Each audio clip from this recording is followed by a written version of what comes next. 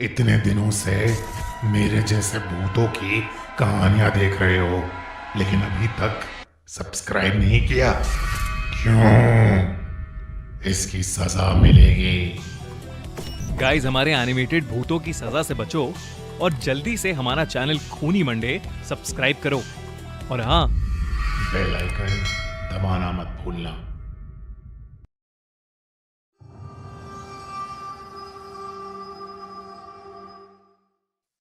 Haunted Gwalior fort. Madhu Delhi में रहने वाली 23 साल की एक रिसेप्शनिस्ट थी। वैसे तो वो ग्वालियर से थी, मगर करीब 15 सालों से वो अपनी माँ के साथ दिल्ली में ही रह रही थी। मधु के पापा ग्वालियर में रहते थे। कई बार बुलाने के बावजूद भी उनके पापा पिछले 15 साल से मधु से मिलने नहीं आए थे। मधु की माँ अक्सर ग्वालियर जाती थी, लेकिन वो कुछ ना कुछ बहाना करके हमेशा ही मधु को ग्वालियर जाने के लिए मना कर देती थी। और इसलिए मधु अपने माँ बाप दोनों से बेहद नाराज रहती थी। ऐसे ही एक रोज जब मधु की माँ और उसकी बहन ग्वालियर में थे, तो मधु ने अपने होटल से छुट्टी लेकर ग्वालियर जाकर सबको सरप्राइज करने का एक प्लान बनाया। लेकिन जैसे ही मधु ग्वालियर वाले घर पहुंची, उसकी माँ उसे देखकर सुन्न पड़ गई। ऐसा लग रहा था मानो कुछ घोर अनर्थ हो गया हो। मधु की माँ एकदम से बहुत ज्यादा घबरा गई और वो मधु को वापस दिल्ली जाने की भीख मांगने लगी। मधु को यह बहुत अजीब लगा।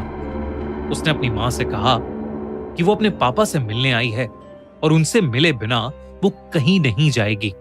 देर रात हो चुकी थी। मधु की माँ ने उसे बहुत समझाया, लेकिन मधु नहीं मानी। उस रात काफी देर हो चुकी थी, लेकिन उसके पापा अभी तक घर नहीं आए थे, ना ही उनका फोन लग रहा था। मधु की माँ बहुत ज्यादा परेशान हो गई थी और वो अभी भी बार बार मधु से वापस जाने की विनती कर रही थी। अपनी माँ की ऐसी बातें सुनकर मधु का दिल टूट गया था। उसे लगने लगा कि शायद उसके पापा उससे मिलना ही नहीं चाहते, और इसलिए उसने अपनी माँ की बात मान ली और वो घर से रेलवे स्टेशन के लिए निकलने ही वाली थी कि अचानक उसे चक्कर आने लगे और वो घर की चौखट पर बेहोश होकर नीचे गिर गई। उस रात उसे एक सपना आया कि उसके पापा ग्वालियर फोर्ट में भूल भुलैया में फंसे हैं और मधु को ढूंढ रहे हैं, और ढूंढते ढूंढते वो ग्वालियर फोर्ट की छत पर पहुंच गए हैं। तभी उन्हें वहां एक लड़की दिखी जो मधु की तरह दिख रही थी।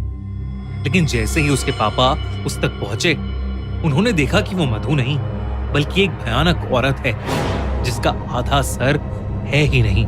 और ये देखते ही वो ग्वालियर फोर्ट की उस छत से नीचे गिर गए। उनके नीचे गिरते ही मधु की चीख निकली, पापा!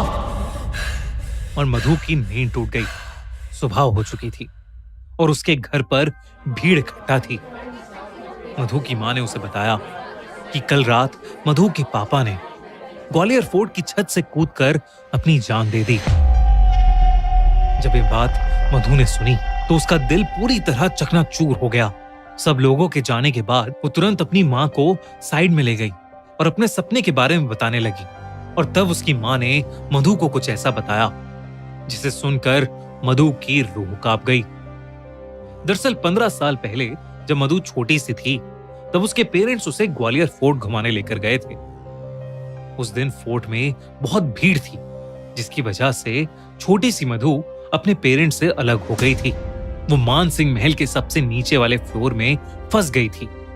दोस्तों, गुजरात में 2002 में कुछ ऐसा हुआ था जिसने पूरे इंडिया को हिलाकर रख दिया था। मुजफ्फरनगर से अहमदाबाद जाने वाली साबरमती एक्सप्रेस जब गोधरा में रुकी तो अचानक उसके 2 डब्बों में आग लग गई और 59 लोग यानी 59 लोगों की जलकर उस ट्रेन के अंदर मौत हो गई। लेकिन वो आग लगी तो लगी कैसे? क्या है गोधरा कांड का सच? जानने के लिए देखिए हमारी नई क्राइम स्टोरी गोधरा कांड, सिर्फ हमारे crime channel the crime show by Khooni Monday पर। लिंक डिस्क्रिप्शन और पिन कमेंट में। जो अंडरग्राउंड था वो उस ग्वालियर फोर्ट की एक ऐसी जगह थी जहां अक्सर कम ही लोग जाते थे।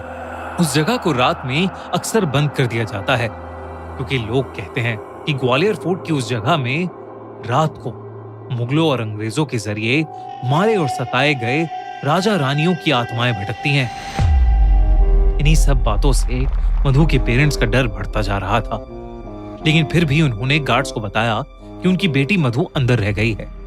वो सब मिलकर मधु को ढूंढने लगे। तभी अंदर बैठी मधु को अचानक से गाने की आवाज आने लगी। उठकर उस आवाज की तरफ गई। देखते ही देखते मधु को अपने आगे चल रही एक परछाई नजर आई। मधु ने उसे आवाज लगाई तो वो परछाई हवा में कहीं गायब हो गई। तभी मधु को ऐसा लगा कि जैसे उसके पीछे कोई खड़ा है। वो पलटी तो उसने देखा कि सफेद लहंगे में एक औरत उसके सामने खड़ी है। उस औरत का भयानक चेहरा देख नन्ही सी मधु की चीख निकल गई। उसका आधा चेहरा था ही नहीं और उसके हाथों और पैरों में कीड़े चल रहे थे। ये देखकर मधु बहुत ज्यादा डर गई और भागकर किसी कमरे में घुस गई। उसने दरवाजा अंदर से लॉक कर लिया और जोरों से रोने लगी।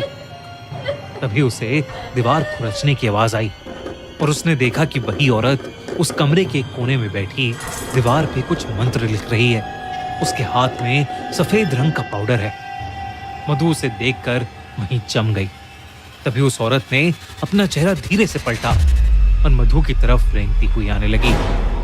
उसने मधु की आंखों में झांका और उसके माथे पर वो व्हाइट पाउडर लगा दिया। मधु को तभी चक्कर आने लगे और वो वहीं बेहोश हो गई। अगली सुबह मधु का बेहोश शरीर अपने आप उसी पॉइंट से मिला जहां से उसके पापा ने छलांग लगाई थी। इसके बाद मधु उठी ही नहीं। उसके पेरेंट्स उसे कई डॉक्टर्स के पास लेकर गए, मगर कोई समझ ही नहीं पाया कि आखिर वो बेहोशी की हालत में क्यों फंस गई थी। उसकी सांसें तो चल रही थीं, लेकिन वो अपनी आंखें खोल ही नहीं पा रही थी। ऐसा लग रहा था कि जैसे वो कोमा में चली गई हो। तब मधु की मां एक पंडित को बुला के लाई, जिन्होंने मधु को देखते ही बता दिया कि मधु को महल की एक मरी हुई रानी की दासी का श्राप लग गया है, जिसकी आत्मा वहां अपने मौत का बदला लेने के लिए भटक रही है। उन्होंने बताया कि मधु के अंदर एक शैतान वास करने लगा है और वो धीरे धीरे मधु की जान ले लेगा। मधु के पापा उसे बहुत प्यार करते थे और वो कुछ भी करके अपनी बेटी को बचाना चाहते थे। उन्होंने उस पंडित से कोई ना कोई हल निकालने की विनती की। उन्होंने कहा कि मधु के अंदर की शैतानी आत्मा के प्रभाव से बचने के लिए किसी को मधु के बदले अपनी बलि देनी होगी, जिसमें उस इंसान को उस आत्मा की गुलामी करनी होगी, जिसमें शायद उनकी जान भी चली जाए। मधु के पापा ने कहा कि वो जिंदगी भर उस आत्मा की गुलामी करेंगे, लेकिन मधु को कुछ नहीं होने देंगे। उस पंडित ने एक बहुत बड़ी पूजा की, जिसमें मधु और मधु के माँ बाप साथ में थे। पूजा के दौरान मधु ने आंखें खोली तो उसकी पूरी आंखें लाल थीं और वो उस पंडित को बुरा भला कहे जा रही थी। अचानक ही उस पंडित ने उस पर मंत्र पढ़ते हुए लाल मिर्च का पाउडर फेंका और मधु बेहोश हो गई। कुछ ही पलों में मधु के पापा भी बेहोश हो गए। जब मधु को होश आया तो वो बिल्कुल ठीक थी। पंडित ने बोला कि मधु को ग्वालियर से जितना दूर हो सके ले जाओ, और इसलिए मधु की मां उसे लेकर दिल्ली चली गई, क्योंकि उसके पापा अब उस शैतानी आत्मा के गुलाम थे, इसलिए वो ग्वालियर छोड़कर नहीं जा सकते थे।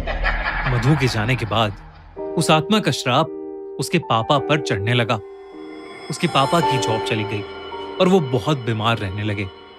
लेकिन जब मधु वापस ग्वालियर आई तो वो आत्मा मधु की जान लेना चाहती थी, लेकिन उसके बदले उसके पापा ने अपनी जान उस आत्मा को दे दी। अपनी मां की पूरी बात सुनकर मधु रोने लगी और अपनी मां से माफी मांगने लगी। मधु की मां को उस पर तरस आ गया और उन्होंने अपनी बेटी को गले लगा लिया। उन्होंने मधु को बताया कि उसके पापा उससे बहुत प्यार करते थे और किसी भी हालत में उसे प्रोटेक्ट करके रखना चाहते थे। इस घटना के बाद मधु और उसकी मां ने ग्वालियर हमेशा हमेशा के लिए छोड़ दिया। आज भी ग्वालियर फोर्ट से जुड़ी कई ऐसी खबरें आती हैं जहां लोग वहां से कूदकर अपनी जान दे देते हैं। आपको क्या लगता है, क्या ग्वालियर फोर्ट सच में हॉन्टेड है या ये सब सिर्फ एक अफवाह है?